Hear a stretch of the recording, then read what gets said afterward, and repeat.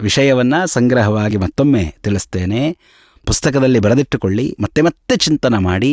ಇದರಿಂದಲೇ ಭಗವಂತ ಪ್ರೀತನಾಗುವುದು, ಶ್ರವಣ ಮನನಗಳಿಂದಲೇ ಭಗವಂತ ಪ್ರೀತನಾಗುವುದು. ಭಗವಂತನಿಗೆ ಅತ್ಯಂತ ಪ್ರಿಯವಾದಂತಹ ಸತ್ಕರ್ಮ, ಅದನ್ನು ಮಾಡತಕ್ಕದ್ದು. ಭೂಲೋಕ, ಭುವರ್ಲೋಕ, ಸ್ವರ್ಲೋಕ ಅಂತ 3 ಲೋಕಗಳು. ಈ 3 ಲೋಕಗಳ ಮೇಲ್ಭಾಗದಲ್ಲಿ ಏನು ಮಹರ್ಲೋಕ, ಜನಲೋಕ, ತಪೋಲೋಕ, ಸತ್ಯಲೋಕ ಅನ್ನುವ 4 ಲೋಕಗಳಿವೆ. ಮತ್ತು ಅದರ ಆಚೆಯ ಏನು ವೈಕುಂಠದಲ್ಲಿರುವ ಅಮುಕ್ತ ವೈಕುಂಠ ಸ್ಥಾನವಿದೆ. ಈ 5 ಲೋಕಗಳು ಜ್ಞಾನಿಗಳಿಂದ ಪ್ರಾಪ್ಯವಾದದ್ದು. ಈ ಲೋಕಗಳನ್ನು ಅಪರೋಕ್ಷ ಜ್ಞಾನದ ಮುಂಚೆಯೂ ಜೀವ ಗಳಿಸಿಕೊಳ್ತಾನೆ, ಅಲ್ಲಿಗೆ ಹೋಗಿ ಬರ್ತಾನೆ ಅಷ್ಟೇ ಭಗವಂತನ ಪ್ರಸಾದದಿಂದ. ಒಬ್ಬ ಜೀವ ಅತ್ಯಂತ ಭಕ್ತಿಯಿಂದ ಶ್ರವಣ ಮನನಾದಿಗಳನ್ನು ಮಾಡ್ತಾ ಇದ್ದಾನೆ. ಅವನ ಅಪರೋಕ್ಷ ಜ್ಞಾನಕ್ಕೆ ಇನ್ನೂ ಸಮಯವಿದೆ ಅಂತಂದಾಗ ಭಗವಂತ ಅವನ ಶ್ರವಣಾದಿಗಳಿಂದ ಪ್ರಸನ್ನನಾಗಿ ಅವನಿಗೆ ಮಹರ್ಲೋಕ, ಜನಲೋಕಾದಿಗಳನ್ನು ಅನುಗ್ರಹಿಸ್ತಾನೆ. ಆ ಲೋಕಗಳಿಗೆ ಹೋದಂತಹ ಜೀವ ಅನೇಕ ಕೋಟಿ ವರ್ಷಗಳವರೆಗೆ ಇದ್ದು, ಮಹರ್ಲೋಕೇತು ಕಲ್ಪಿಕಾಹ ಅಂತ ಮುಂದೆ ಆಚಾರ್ಯರು ಹೇಳ್ತಾರೆ. ಮಹರ್ಲೋಕಕ್ಕೆ ಹೋದವರು 1 ಕಲ್ಪಕಾಲದವರೆಗೆ ಬದುಕ್ತಾರೆ ಅಂತ. ಅದು ಇಂತಹವರಿಗೇನೆ. ಆ ಮಹಾನುಭಾವರು ಹೋದಾಗ ಅಲ್ಲಿ ಪೂರ್ಣವಾಗಿ ವಾಸವಿರ್ತಾರೆ. ಆ ಬಳಿಕ ಮತ್ತೆ ಭೂಮಿಯಲ್ಲಿ ಹುಟ್ಟಿ ಬರ್ತಾರೆ. ತಮ್ಮ ಸಾಧನೆಯನ್ನು ಮುಂದುವರಿಸಿಕೊಂಡು ಅಪರೋಕ್ಷ ಜ್ಞಾನವನ್ನು ಗಳಿಸಿಕೊಳ್ತಾರೆ. ಅಪರೋಕ್ಷ ಜ್ಞಾನವಾದ ಬಳಿಕವೂ ಉತ್ಕ್ರಾಂತಿಯಾಗಲಿಕ್ಕಿಂತ ಮುಂಚೆ ಭಗವಂತನ ಪ್ರಸಾದಕ್ಕೆ ಅನುಸಾರಿಯಾಗಿ ಅವರಿಗೆ ಈ ಲೋಕಗಳಾಗಬಹುದು. ಆಗಲೂ ಸಹಿತ ಆ ಲೋಕಗಳಿಗೆ ಹೋಗ್ತಾರೆ, ಆದರೆ ಮತ್ತೆ ಹಿಂತಿರುಗಿ ಬರ್ತಾರೆ. ಇನ್ನು ಭೂಮಿಯಲ್ಲಿ ಹುಟ್ಟುವಂತಹ ಕರ್ಮ ಮುಗಿದು ಏನು ಉತ್ಕ್ರಾಂತರಾಗ್ತಾರೆ, ಉತ್ಕ್ರಾಂತರಾಗುವಂತಹ ಸಮಯದಲ್ಲಿ ಅವರವರ ಯೋಗ್ಯತಾನುಸಾರವಾಗಿ ಭಗವಂತ ಅವರಿಗೆ ಈ 5 ಲೋಕಗಳನ್ನು ನೀಡ್ತಾನೆ. ಪ್ರತಿನಿತ್ಯವೂ ಧ್ಯಾನವನ್ನು ಮಾಡ್ತಾ ಧ್ಯಾನದ ಪರಿಪಾಕಾವಸ್ಥೆಯನ್ನ, ಸಮಾಧಿಯನ್ನ ಮುಟ್ಟಿ ಆಗ ಭಗವಂತನನ್ನ 1 ಮಾತ್ರಾ ಕಾಲದ 4ನೇ 1/4 ಕಾಲದೊಳಗೆ ಯಾರು ದೇವರನ್ನ ಕಾಣ್ತಾರೆಯೋ, ಅರ್ಥಾತ್ ಮಿಂಚು ಬಂದು ಹೋದ ಹಾಗೆ ದೇವರ ದರ್ಶನ ಕೊಡ್ತಾನೆ, ಆ ರೀತಿಯಾಗಿ ಯಾರು ದೇವರ ದರ್ಶನವನ್ನು ಪಡಿತಾರೆಯೋ ಅಂತಹ ಜ್ಞಾನಿಗಳು ಉತ್ಕ್ರಾಂತರಾದಾಗ ಅವರಿಗೆ ಭಗವಂತ ಮಹರ್ಲೋಕದಲ್ಲಿ ವಾಸವನ್ನ ಕೊಡ್ತಾನೆ ಬ್ರಹ್ಮ ಪ್ರಲಯದವರೆಗೆ. ಯಾರು ಪ್ರತಿನಿತ್ಯ ಧ್ಯಾನವನ್ನ ಮಾಡ್ತಾ ಧ್ಯಾನದ ಪರಿಪಾಕಾವಸ್ಥೆಯಲ್ಲಿ 1 ಮಾತ್ರಾ ಕಾಲದೊಳಗೆ ದೇವರನ್ನ ಕಾಣ್ತಾರೆಯೋ ಅಂತಹವರು ಯೋಗಿಗಳು ಅಂತ ಕರೆಸಿಕೊಳ್ತಾರೆ. ಅಂತಹವರಿಗೆ ಭಗವಂತ ಜನಲೋಕವನ್ನು ನೀಡ್ತಾನೆ. ಬ್ರಹ್ಮ ಪ್ರಲಯದವರೆಗೆ ಅವರು ಆ ಲೋಕದೊಳಗೆ ಇರ್ತಾರೆ. ಯಾವ ಅಪರೋಕ್ಷ ಜ್ಞಾನಿಗಳು ಪ್ರತಿನಿತ್ಯ ಧ್ಯಾನದ ಕಾಲದೊಳಗೆ ಭಗವಂತನನ್ನ 6 ಮಾತ್ರಾ ಕಾಲದೊಳಗೆ ಕಾಣ್ತಾರೆಯೋ ಅಂತಹವರು ತಪಸ್ವಿಗಳು ಅಂತ ಕರೆಸಿಕೊಳ್ತಾರೆ.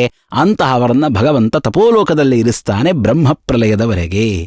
ಯಾವ ಅಪರೋಕ್ಷ ಜ್ಞಾನಿಗಳು ಪ್ರತಿನಿತ್ಯ ಧ್ಯಾನ ಮಾಡುವ ಸಂದರ್ಭದಲ್ಲಿ 1 ಮುಹೂರ್ತ ಕಾಲದವರೆಗೆ ದೇವರನ್ನ ಕಾಣ್ತಾರೆಯೋ, ಅಂದರೆ 48 ನಿಮಿಷಗಳು, ಅಂತಹವರು ಜ್ಞಾನಿಗಳು ಅಂತ ಕರೆಸಿಕೊಳ್ತಾರೆ.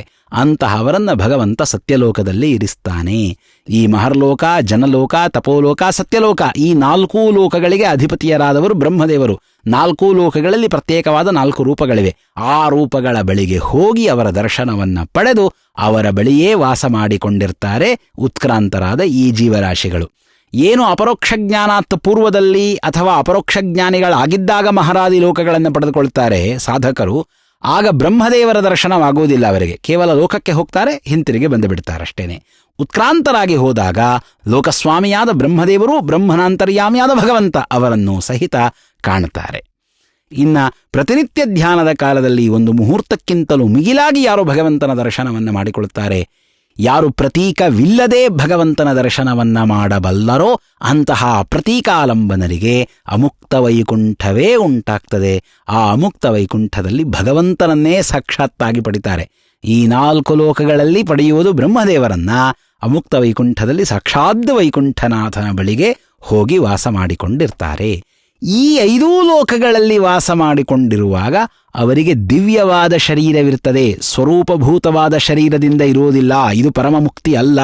ಪರಮಮುಕ್ತಿ ಶ್ವೇತದ್ವೀಪಾದಿಗಳಲ್ಲಿ, ಅದನ್ನು ನಾವು ಹಿಂದೆ ಕೇಳಿದ್ದೇವೆ. ಆ ಶ್ವೇತದ್ವೀಪಕ್ಕೆ ಹೋಗಬೇಕಾದ್ರೆ ವಿರಜಾ ನದಿಯಲ್ಲಿ ಸ್ನಾನವಾಗಬೇಕು. ವಿರಜಾ ನದಿಯಲ್ಲಿ ಸ್ನಾನವಾಗುವವರಿಗೆ ಎಲ್ಲರಿಗೂ ಸಹಿತ ಜಡವಾದ ಶರೀರವಿದ್ದೇ ಇರ್ತದೆ.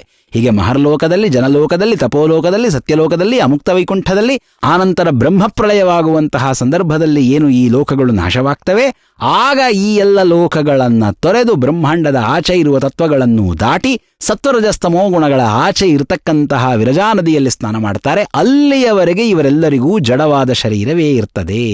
ವಿರಜಾ ನದಿಯಲ್ಲಿ ಲಿಂಗಭಂಗವನ್ನು ಮಾಡಿಕೊಳ್ತಾರೆ. ಆನಂತರ ಭಗವಂತನನ್ನ ಪಡೆದುಕೊಳ್ತಾರೆ. ಅಥ ಉತ್ಕ್ರಮಣಾನಂತರಂ ಯದಿ ಯೋಗಿ ಪಾರಮೇಷ್ಠ್ಯಂ ಬ್ರಹ್ಮಾಧಿಪತ್ಯಕಂ ಸತ್ಯಲೋಕಂ ಪ್ರಯಾಸ್ಯತಿ ಅಥವಾ ವೈಹಾಯಸಾನಾಂ ದೇವಾನಾಂ ವಿಹಾರಂ ವಿಹಾರಸ್ಥಾನಂ ಮಹರಾದಿಲೋಕಂ ಪ್ರಯಾಸ್ಯತಿ ಅಷ್ಟಾಧಿಪತ್ಯಂ ಪ್ರಯಾಸ್ಯತಿ ಯದಿ ಗುಣಸನ್ನಿವಾಯೇ ಪ್ರದೇಶೇ ಪ್ರಯಾಸ್ಯತಿ ತರ್ಹಿ ಮನಸಾ ಇಂದ್ರಿಯೈಶ್ಚ ಸಹೈವ ಗಚ್ಚತಿ.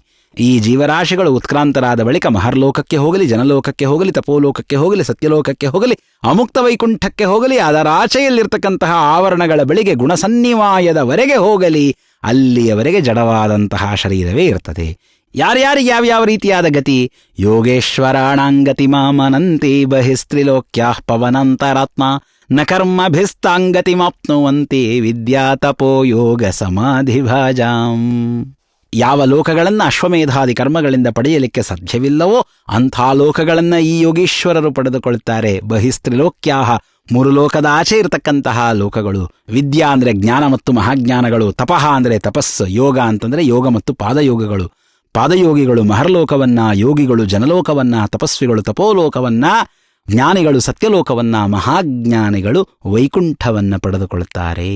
ವೈಕುಂಠದಲ್ಲಿ ಪವನಾಂತರ್ಯಾಮಿಯಾದ ವೈಕುಂಠವನ್ನು ಪಡಿತಾರೆ. ಸತ್ಯಲೋಕಾದಿಗಳಲ್ಲಿ ಚತುರ್ಮುಖ ಬ್ರಹ್ಮದೇವರನ್ನೇ ಪಡಿತಾರೆ. ನಿಯಾಮಕರಾಗಿ ವಾಯುದೇವರಿದ್ದಾರೆ.